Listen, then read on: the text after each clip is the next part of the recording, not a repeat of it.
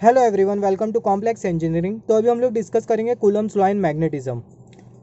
जैसे कि हमें मालूम है इलेक्ट्रोस्टैटिक्स में या फिर स्टैटिक इलेक्ट्रिसिटी में हम लोग कूलम्स लॉ के बारे में पढ़ते हैं। कूलम्स लॉ हमें क्या बताता है, कंसीडर कर लेते हैं एक सिंपल सा एग्जांपल। ये है पॉजिटिव चार्ज और ये भी पॉजिटिव चार्ज है। अगर कोई कहीं पर अगर कहीं दो लाइक चार्जेस अगर रिसाइड कर रहे हो या फिर एग्जिस्ट कर रहे हो तो दोनों के बीच में फोर्स ऑफ रिपल्शन एक्ट करता है। अगर कहीं दो अनलाइक चार्जेस अगर एग्जिस्ट कर रहे हो तो दोनों के बीच में फोर्स ऑफ अट्रैक्शन एग्जिस्ट करता है, जो कि होता है इलेक्ट्रोस्टैटिक फोर्स ऑफ अट्रैक्शन।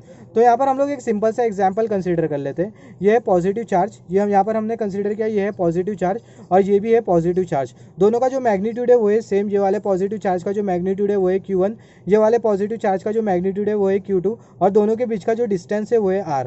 तो यहाँ पर अगर हम लोग देखें दोनों पॉजिटिव चार्ज के बीच में एक फोर्स एक्ट करेगा जो कि होगा इलेक्ट्रोस्टैटिक रिपल्शन फोर्स।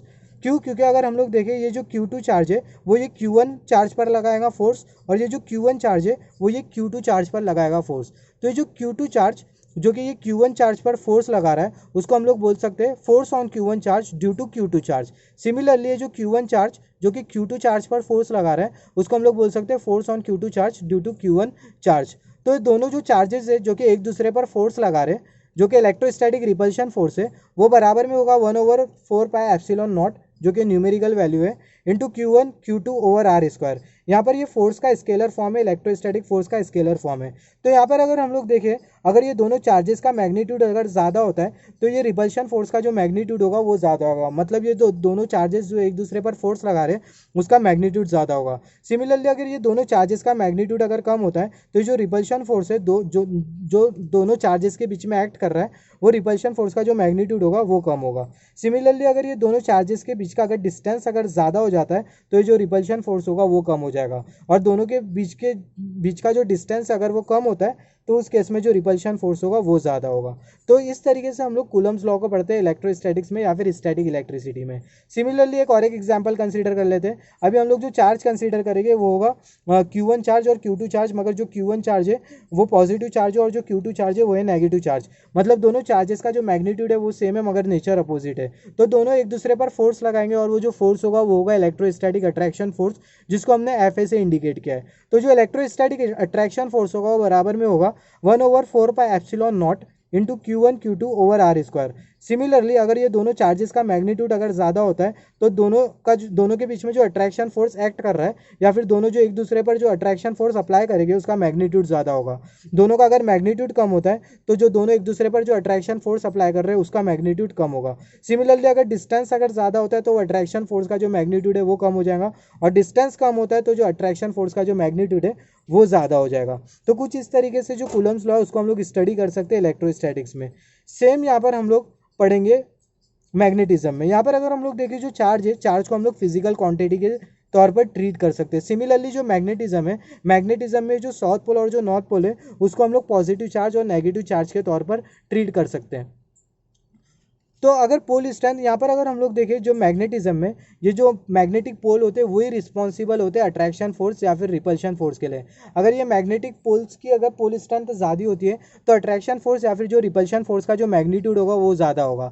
अगर ये पोल स्ट्रेंथ की अगर ये मैग्नेटिक पोल की अगर पोल स्ट्रेंथ अगर कम होती है तो उस केस में जो अट्रैक्शन फोर्स या फिर जो रिपल्शन फोर्स अप्लाई करने की जो टेंडेंसी होगी ये मैग्नेटिक पोल्स की वो कम होगी।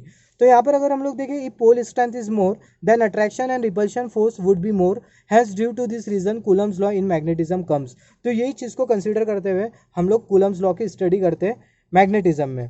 तो कूलम्स लॉ को मैग्नेटिज्म में समझने के लिए सेम कॉन्सेप्ट रहेगा जैसे कि हमने इलेक्ट्रोस्टैटिक्स में पढ़ा था, वैसा ही हम लोग यहाँ पर मैग्नेटिज्म में पढ़ेंगे। जैसे कि हमें मालूम है मैग्नेटिज्म में जो लाइक पोल्स होते हैं वो एक दूसरे को रिपेल करते हैं। अगर कहीं दो जगह अगर नॉर्थ पोल अगर रिसाइड कर रहे हो, अगर कहीं नॉर्थ पोल हो तो दोनों के बीच में फोर्स ऑफ रिपल्शन एक्ट करता है। ये वाला नॉर्थ पोल ये वाले नॉर्थ पोल पर फोर्स लगाता है, ये वाला नॉर्थ पोल और ये वाले नॉर्थ पोल पर फोर्स लगाता है, जो कि होता है रिपल्शन फोर्स। सिमिलरली अगर कहीं नॉर्थ पोल साउथ पोल हो तो दोनों के बीच में अट्रैक्शन फोर्स एक्ट करता है। तो यहाँ पर अगर हम लोग देखें कूलम्स लॉ इन मैग्नेटिज्म में तो हम लोग मान लेते हैं ये है मैग्नेट ए और ये है मैग्नेट बी। ये है मैग्नेट ए का साउथ पोल, ये है मैग्नेट बी ए का नॉर्थ पोल, ये है मैग्नेट बी का नॉर्थ पोल, ये है मैग्नेट बी का साउथ पोल।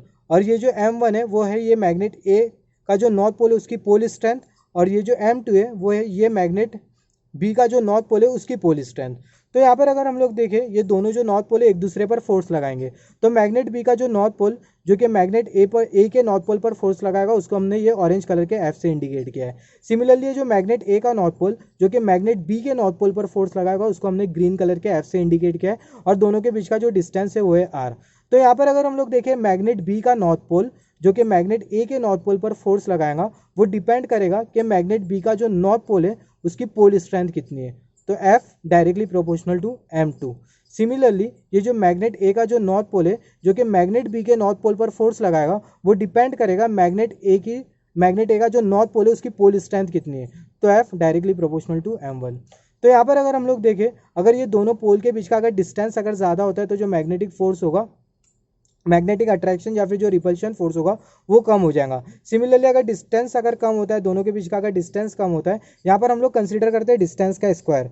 तो अगर डिस्टेंस का स्क्वायर अगर कम होता है तो उस केस में जो फोर्स होगा वो ज़्यादा होगा। तो यहाँ पर जो फोर्स दोनों एक दूसरे पर जो फोर्स लगाएंगे वो डिपेंड करेगा दोनों के बीच का जो डिस्टेंस है वो कितना है, मतलब जो डिस्टेंस है उससे इन्वर्सली प्रोपोर्शनल होगा। तो अगर हम लोग ये सब पैरामीटर को अगर हम लोग कंसीडर करें तो हमें कुछ इस तरीके का इक्वेशन मिलेगा। दोनों एक दूसरे पर जो फोर्स लगाएंगे वो डायरेक्टली प्रोपोर्शनल होगा दोनों का पोल स्ट्रेंथ कितना है, और इन्वर्सली प्रोपोर्शनल होगा दोनों के बीच का डिस्टेंस कितना है। अगर हम लोग ये प्रोपोर्शनलिटी साइन को अगर हटाए तो हमें इंट्रोड्यूस करना होगा कॉन्स्टेंट ऑफ प्रोपोर्शनलिटी।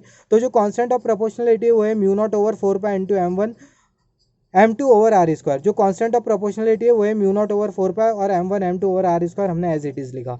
तो ये है कूलम्स लॉ इन मैग्नेटिज्म। तो यहाँ पर अगर हम लोग देखें, जो म्यू नॉट है वो है absolute permeability of free space, और जो 4 है वो है न्यूमेरिकल वैल्यू या फिर बोल सकते हैं न्यूमेरिक वैल्यू। तो इसी को ही बोलते हैं, ये जो इक्वेशन है ये इक्वेशन है कूलम्स लॉ इन मैग्नेटिज्म में।